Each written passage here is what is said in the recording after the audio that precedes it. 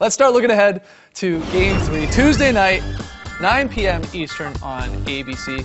Everyone knows, series tied 1-1. Tass, what are a couple things that you're going to be looking at, watching for in Game 3 as we head in here? First, can Bron keep this up? Right. He is doing so much for this basketball team. I think we sort of take it for granted. The way they come down, they do everything through him. They run everything through him. He's not taking much rest. He played 45 minutes in regulation in this game. He's averaging 48 minutes through these first couple of games. And yeah, he's getting round-the-clock treatment, but you just look at the way he's struggling in the second half and late in games thus far. I'm extremely worried. Only 1 day rest between Game 2 and Game 3 when they had 2 between the first couple games.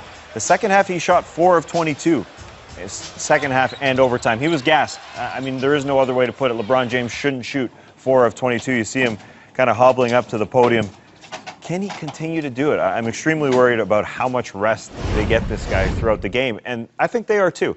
They rest him for less than a minute in the first half, and then they get him a quick stint midway through the third quarter, and then late in the fourth quarter, they know he's tired. So David Blatt's kind of playing with it. All right, can we get him down in the third quarter, in the middle of it? Okay, let's do that. Right. Let's get him at the end.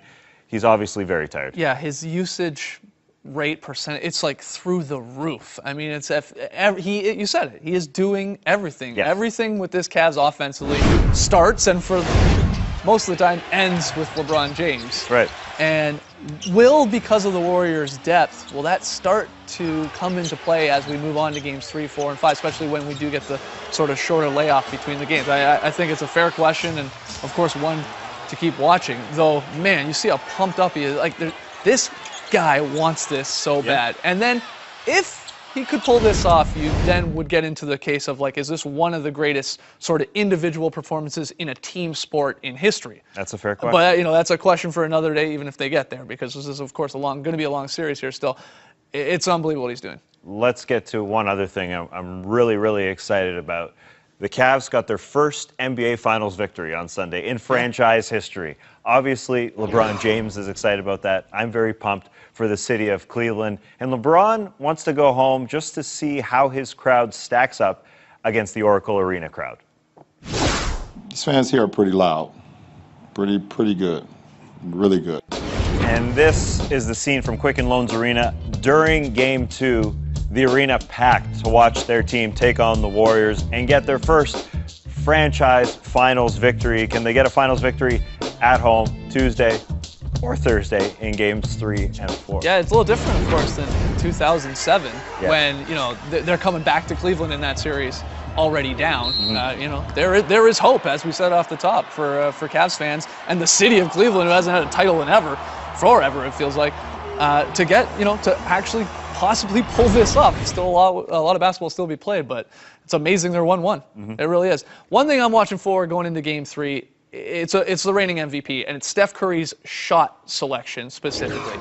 I do agree with you. Dellavedova played some small part. He was really aggressive with him, was great at fighting through screens, trying to stick to him, but it was just Curry having one of those weird nights a lot of the time.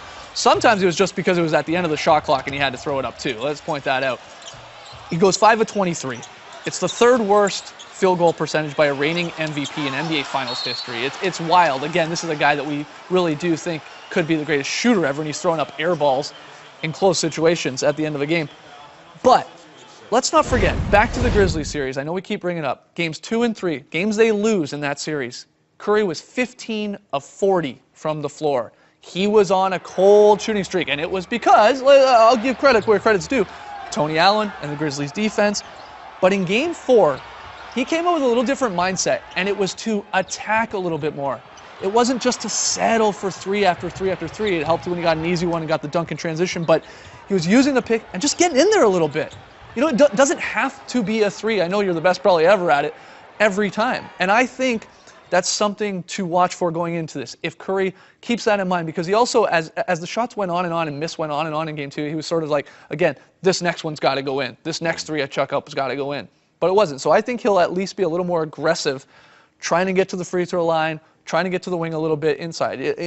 He's money from 2 just as much as he is from 3. Oh, of course. Especially when he's got that little floater going, which we haven't seen a whole lot from. And he shot 10 of 20 in Game 1, shot 50%. but he didn't do a lot of damage from the three-point line. So, yeah, he can do damage anywhere on the floor.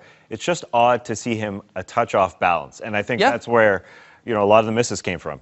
Delly worked hard, but Curry wasn't himself. And he knows that. He's going to watch that tape, and he knows that, all right, I just wasn't right. For him to say, the best shooter in the world, to say, I knew that ball wasn't going in when it left my fingertips, that doesn't sound like the best shooter in the world. That sounds like me or you shooting the basketball. Hey, that does not sound like Curry. Money from Tristan Thompson, too, on those pick and rolls, because Curry involved in them, of course, they're bringing them big. He does a great job of stringing out Curry as much as possible. And that's why Mozgov doesn't play. Yeah, that's exactly right. Tristan can do that, but there were times in Game 2 where Curry would see Tristan, and it looked like there was a window where he could drive, and he would sort of settle for the little step back and then shoot the three. I think in Game 3, he attacks that a lot more aggressively. I think he'll come off those picks, and he'll go at Tristan. That also happened with the Grizzlies. There was a couple sequences where he didn't go at Marc Gasol.